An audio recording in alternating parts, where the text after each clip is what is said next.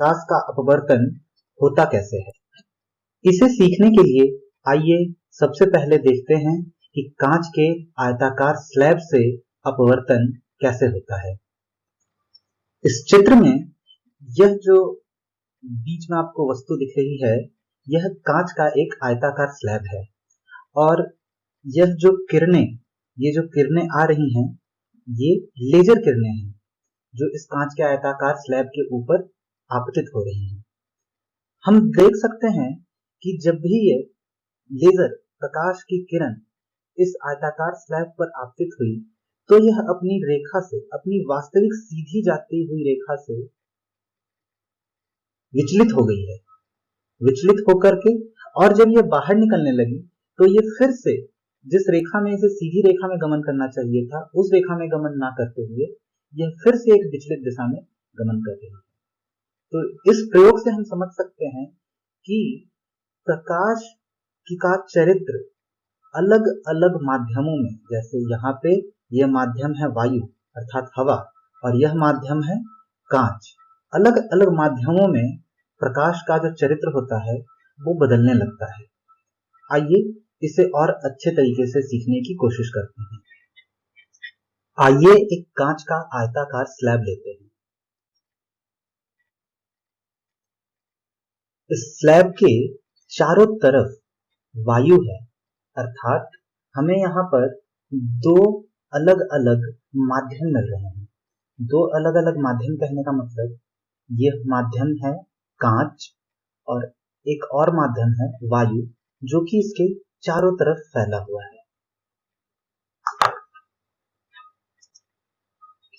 एक प्रकाश की किरण जो कि इस कांच के आयताकार स्लैब के ऊपर आपतित हो रही है, उस आपतन बिंदु पर, ये आपतन बिंदु और उस आपतित किरण के वहां हम एक अविलंब बनाते हैं। यह अविलंब हमेशा इस कांच के आयताकार स्लैब से 90 डिग्री अर्थात 90 डिग्री का कोण बनाता है। ऐसा मान लेते हैं कि आपतित होने के बाद ये प्रकाश की किरण उस कांच के माध्यम के अंदर चली जाती है और मुड़ जाती है। हम यह आगे देखेंगे कि यह किरण का मुड़ना कैसे निर्भर करता है, किस बात पर निर्भर करता है, हम यह आगे देखेंगे। पर इस चित्र में हम यह समझने की कोशिश कर रहे हैं कि ये जब अंदर मुड़ जाती है तब क्या होता है। अंदर मुड़ने के बाद इस बाहर निकलने के बिंदु पर, अर्थात फिर से इस कांच माध्यम और वायु, इन दो माध्यमों के बीच में का जो एक बिंदु है, बीच का जो बिंदु है, उस बिंदु पर फिर से हम एक अविलंब लेते हैं और यह अविलंब फिर से 90 डिग्री का कोण बनाता है, जैसे कि यह अविलंब बना रहा था। ये दोनों अविलंब बहुत ही महत्वपूर्ण है दोस्तों। और यह आखिरी प्रकाश की किरण जो बाहर निकल गई और यह फिर से एक अलग कोण के साथ बाहर निकल रही है। ऐसा मानते हैं कि यह जो प्रकाश का मुड़ना है, यह एक निर्धारित नियम के तहत होता है, जो कि हम आगे सीखेंगे। इस किरण को कहते हैं आपतित किरण।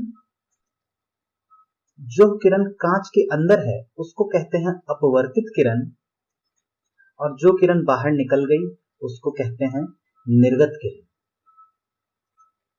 आइए अब सीखने की कोशिश करते हैं कि जो प्रकाश का मुड़ना है स्लैब के अंदर और फिर स्लैब से निकलते वक्त, वो कैसे निर्धारित किया जाता है। तो मैं यहाँ एक कांच का आयताकार स्लैब बनाने की कोशिश करता हूं। यह कांच का आयताकार स्लैब है। एक किरण, प्रकाश की किरण जो इस पर आपतित हो रही है, तो हम यहाँ एक अविलंब बनाते हैं। मान लिया कि यह प्रकाश की आपतित किरण इस अविलंब के साथ आई एंगल बना रही है, आई आपतित कोण बना रही है। जब भी कोई प्रकाश की किरण विरल माध्यम से सघन माध्यम में आए। विरल माध्यम अर्थात जैसे वायु, और सघन माध्यम जैसे कांच। वायु और कांच, इसका एक, ये जो मैं कह रहा हूं विरल माध्यम और सघन माध्यम, यह हम आगे देखेंगे कि यह कैसे निर्धारित होता है कि कौन विरल माध्यम है, कौन सघन माध्यम है। एक सामान्य से दिमाग के लिए विरल माध्यम और सघन माध्यम समझना बहुत आसान है। आप भी इस चीज को समझ रहे होंगे कि वायु एक विरल माध्यम है, इसका जो घनत्व है वो कांच के घनत्व से कम है, इसलिए हम इसे विरल माध्यम कह रहे हैं और कांच को सघन माध्यम कह रहे हैं। खैर, आगे देखते हैं दोस्तों। जब यह प्रकाश की किरण इस कांच के स्लैब पर पड़ रही है तो यह आई एंगल बनाती है। तो अपवर्तन के नियमों के अनुसार जब भी प्रकाश की किरण एक विरल माध्यम से सघन माध्यम में आती है तो वह अभिलंब की ओर मुड़ जाती है।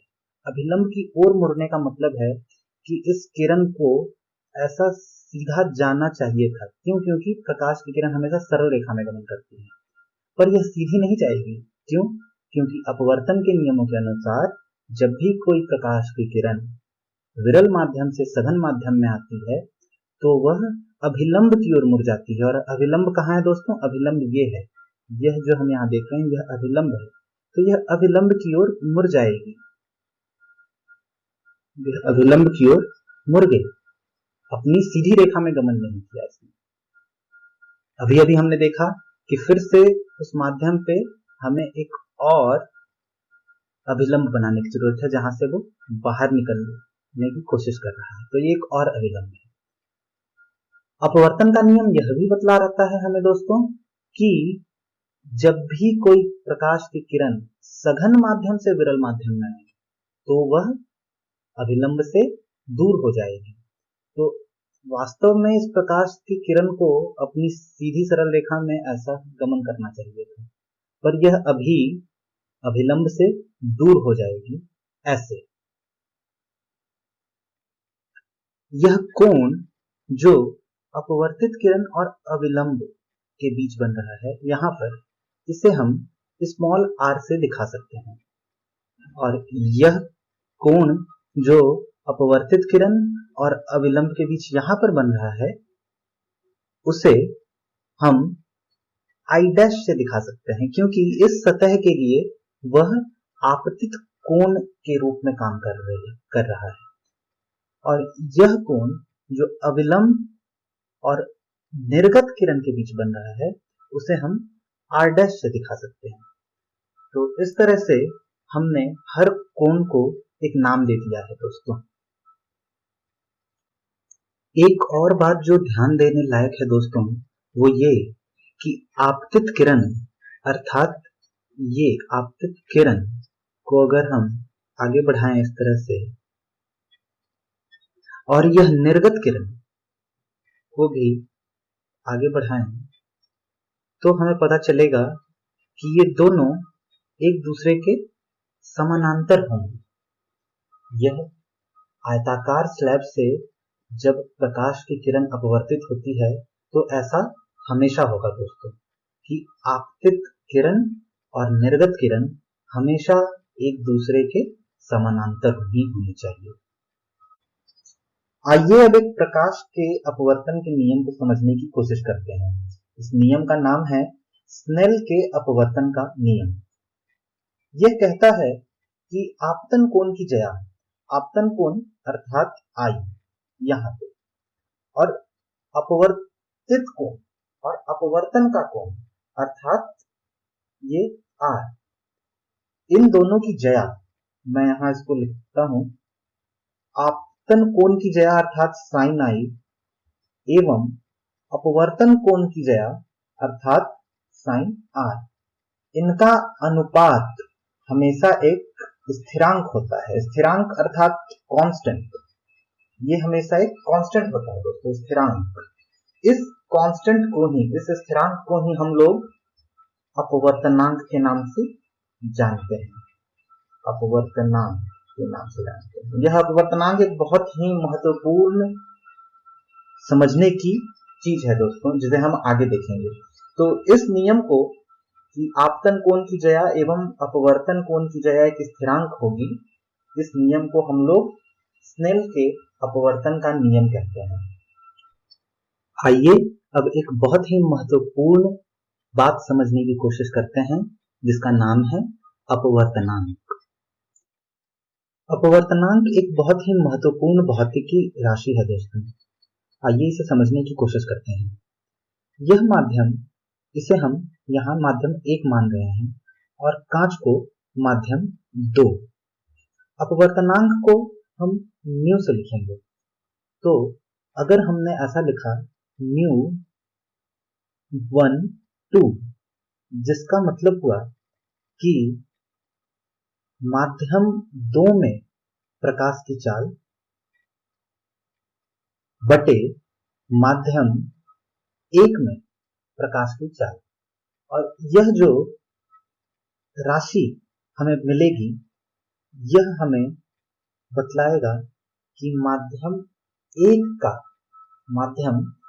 का अपवर्तनांक 2 के सापेक्ष कितना है। तो यह एक सापेक्ष अपवर्तनांक है।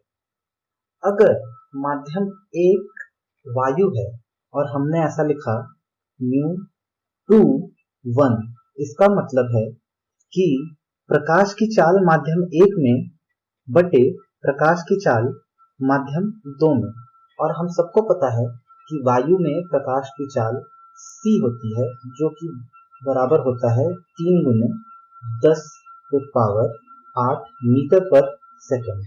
तो ये c हमें पता है दोस्तों, तो c बाय v अर्थात प्रकाश की चाल उस माध्यम में। तो यह जो राशि है हमें अपवर्तनांक देगा माध्यम 2 का और 1 के सापेक्ष, पर चूंकि यहाँ 1 हमने वायु को माना है, तो इसे हम कह सकते हैं कि यह एक सापेक्ष अपवर्तनांक नहीं है, बल्कि यह एक एब्सोल्यूट अपवर्तनांक है। एब्सोल्यूट अपवर्तनांक को हम लोग निरपेक्ष अपवर्तनांक भी कहते हैं। तो अगर यह एक माध्यम वायु है तो हम इसे निरपेक्ष अपवर्तनांक कह सकते हैं, पर अगर यह वायु न होकर कुछ और माध्यम हो, जैसे जल या फिर कुछ भी, तो हम इसे निरपेक्ष अपवर्तनांक नहीं कह सकते, बल्कि हमें सापेक्ष अपवर्तनांक लेना होगा। तो आखिरकार यह अपवर्तनांक इतना महत्वपूर्ण क्यों है? क्योंकि यह हमें बतलाता है कि उस माध्यम में प्रकाश की चाल ज्यादा है या कम है। आइए इसे और गहराई में देखें। मान लीजिए कि वायु में प्रकाश की चाल c, जो कि मैंने यहाँ लिखा है 3 गुने 10 के पावर 8 मीटर पर सेकंड है, और प्रकाश की किरण वायु से कांच में आ रही है। तो कांच का अपवर्तनांक हमेशा ही 1 से ज्यादा होगा। अपवर्तनांक कांच का हमेशा 1 से ज्यादा होगा। क्यों? क्योंकि कांच के अंदर प्रकाश की किरण की चाल हमेशा 3 गुने 10 पे पावर 8 मीटर पर सेकंड से कम होगी। प्रकाश का जो मैक्सिमम चाल होती है, जो सबसे ज्यादा चाल हो सकती है, वो हो सकती है 3 गुने 10 पे पावर 8 मीटर पर सेकंड। तो कांच के अंदर इसकी चाल c के माप से हमेशा कम होगी, जिस कारण से अपवर्तनांक जो है वो हमेशा ज्यादा होगा कांच का। तो कभी भी अगर दो सापेक्ष चीजें हैं, जैसे कि यहाँ और क्या हो सकता है, आइए देखते हैं। एक माध्यम यह कांच हो सकता है और दूसरा माध्यम जल हो सकता है। तो अगर आपको पता है कि 1 2 इसको मान लेते हैं, तो mu 1 2 is equal to velocity is equal to चाल प्रकाश की माध्यम 2 में बटे चाल प्रकाश की माध्यम 1 में। तो ये अगर हमें चाल पता है तो हमें एक सापेक्ष अपवर्तनांक मिल जाएगा। यहाँ पर कुछ द्रव्यात्मक माध्यमों के अपवर्तनांक की राशि दी गई है दोस्तों। जैसा कि वायु का अपवर्तनांक लगभग 1 के बराबर है, तो इसे हम एक ही मान लेते हैं। बर्फ का अपवर्तनांक 1.31। उसी तरह हम यहाँ दूसरी माध्यमों के अपवर्तनांक भी देख सकते हैं। पर गौर करने वाली बात यह है कि हर अपवर्तनांक एक से ज्यादा द्रव्यमान रखता है। इसका इसका मतलब क्या है दोस्तों? इसका मतलब यह है कि कोई भी माध्यम जो हम जानते हैं, अगर उसे हम यहाँ नीचे लें, ये एक माध्यम जो भी हम जानते हैं, और ये वायु क्यों? क्योंकि वायु का अपवर्तनांक 1 है, तो यह इसका अपवर्तनांक ज्यादा है, अर्थात यह एक सघन माध्यम है। यह एक सघन माध्यम है और वायु एक विरल माध्यम है। वायु का हम अपवर्तनांक 1 मान के इसको बना रहे हैं। तो प्रकाश की चाल जब भी इस विरल माध्यम से सघन माध्यम में आएगी तो वो अभिलंब की ओर मुड़ जाएगी। इसको जाना ऐसे चाहिए था, पर यह अभिलंब की ओर मुड़ गई। तो ये सघन माध्यम यह बतला रहा है कि प्रकाश जब भी इसके अंदर आएगा तो उसकी चाल जितनी विरल माध्यम में थी उससे कम हो जाएगी। अर्थात वायु में अगर हम प्रकाश की चाल को 3 गुना 10⁸ मीटर पर सेकंड माने, जिसको c से भी लिखते हैं, तो ये जो v होगा, v अर्थात सघन माध्यम में प्रकाश की चाल होगी, वो इस c से कम होगी, हमेशा c से कम होगी। क्यों? क्योंकि इसका अपवर्तनांक ज्यादा है, तो सघन माध्यम में आते ही इसकी चाल कम हो जाएगी, और यही कारण है कि प्रकाश अभिलंब की ओर मुड़ जाती है। कब? जब वो विरल माध्यम से सघन माध्यम में आती है। तो ये थी दोस्तों प्रकाश के अपवर्तन की मूलभूत बातें। आइए अब मैं आपसे एक प्रश्न पूछता हूं। जब मछली अपने वास्तविक स्थिति से ऊपर दिखाई देती है, अर्थात नजदीक दिखाई देती है जल की सतह के, तो अगर मछली भी इस मछली मार को देख रही होगी तो उसे क्या मछली मार नजदीक दिखाई देगा या जल की सतह से दूर दिखाई देगा?